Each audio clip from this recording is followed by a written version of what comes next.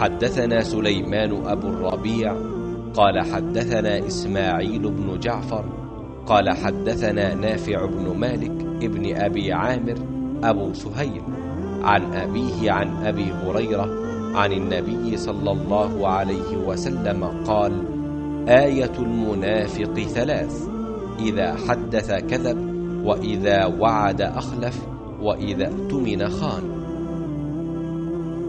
रसूल अल्लाह सल्लल्लाहु अलैहि वसल्लम ने फरमाया, मुनाफिक की अलामतें तीन हैं। जब बात करे झूठ बोले, जब वादा करे उसके खिलाफ करे, और जब इसको अमीन बनाया जाए तो खयानत करे।